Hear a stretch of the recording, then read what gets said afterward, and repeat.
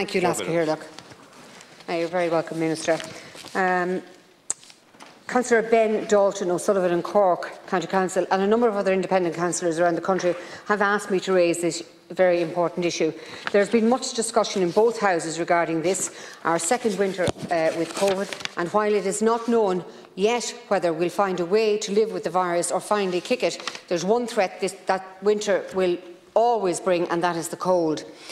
We're touching the bottom of the thermometer in some places of the country these days, and I know snow is on the way for others. In the face of the winter chill, our houses must be up to scratch. Doubly so as gas and energy prices rise. The energy efficiency of people's homes is as much a climate issue as it is a comfort one and a health one. That is why schemes such as the Better Warmer Energy Home Scheme are of such importance, but a scheme can only be as good as its administration, and that is why I have brought forward this commencement matter today. I recently received the following information last week from Sustainable Energy Authority of Ireland. There are currently 7,280 applicants awaiting works through the Warmer Home Schemes. The average time from application date to survey completion is 14 months. The average time from application date to works completed is 26 months. I understand the works under the scheme were suspended earlier this year as per the COVID-19 health measures, but that figure does not reflect a significant backlog on account of this, which is positive. But you'll appreciate, Minister, that the 26 months from application date to works completed is over 2 years, entailed an additional 2 winters in sub-power energy efficient homes. Combine this with the talk of power outages in winter to come, it paints a very bleak picture indeed. I understand that funding for the scheme has increased significantly this year, with 100 million allocated to the Warmer Home Scheme, and that the capacity of the SEAI to deliver the scheme is to be expanded. My question today, Minister, is how will this funding lead to a reduction in waiting times for families on the waiting list? Will you please outline to the House the specific steps being taken by your department in their funding of the SEAI or by the SEAI themselves in addressing the issue? Thank you. And thank you, Senator Keogan, for raising this important issue and for the opportunity to give an update on government action to lower the average waiting times for applicants to the Better Energy Warmer Home Scheme. The Programme for Government and the Climate Action Plan have set ambitious targets to retrofit 500,000 homes to a building energy rating of B2, cost optimal, or carbon equivalent, and to install 400,000 heat pumps in existing buildings over the next 10 years. These targets represent a very significant increase in both the volume and depth of retrofit activity in Ireland. The recently published National Retrofit Plan sets out how we will achieve these targets and identifies an unprecedented €8 billion to support homeowners to retrofit their homes up to 2030. My department funds a number of grant schemes to support homeowners to improve the energy efficiency of their properties. These are administered by the Sustainable Energy Authority of Ireland. Since 2000, over 450,000 homeowners have upgraded their homes with support from these schemes, representing nearly 1 home in 4 across the country. This has resulted in warmer, healthier and more comfortable homes that are easier to heat and light. The Programme for Government committed to ensuring that the retrofit programme is socially progressive with a focus on lower income households, and the Better Energy Warmer Home Scheme delivers a range of energy efficiency measures free of charge to low income households vulnerable to energy poverty. Energy poverty is influenced by a person's income, the energy efficiency of their home, and the cost of the energy they use in their home.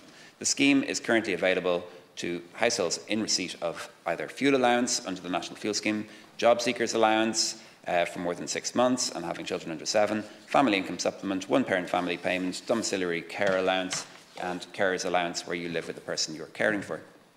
To date, over 143,000 homes have received free upgrades under the scheme.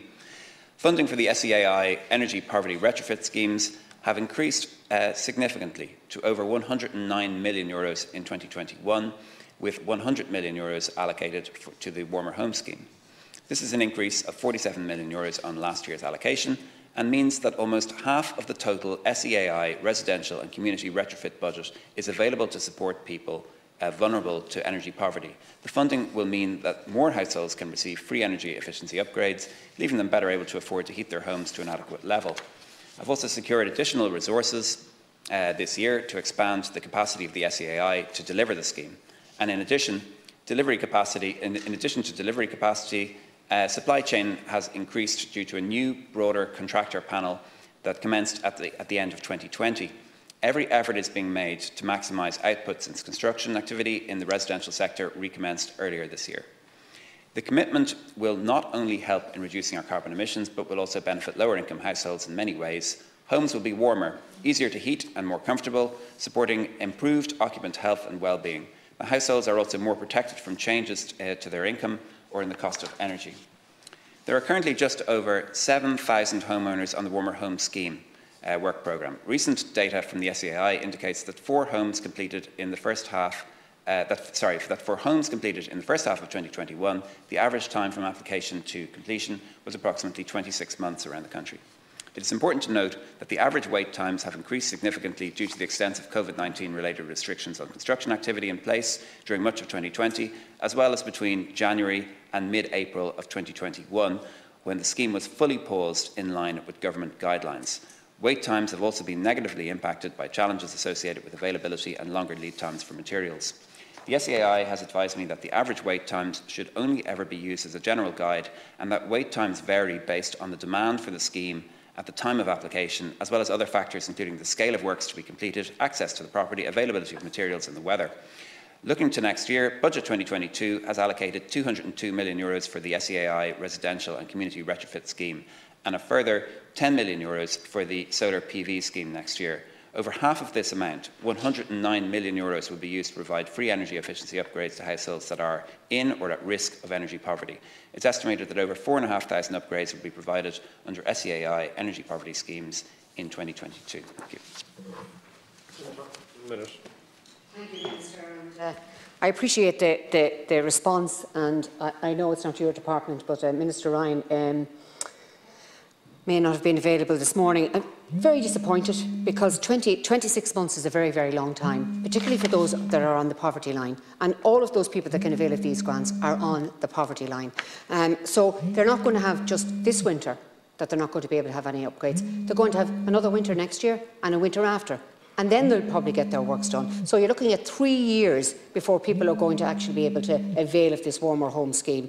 More must be done, either to reduce or zero VAT rates for those undertaking any retrofitting to make their houses warmer, that obviously can avail of schemes that are not obviously within the free scheme. So you've got to be able to do something for the people that possibly can pay for it, pay to retrofit their own homes to make them warmer.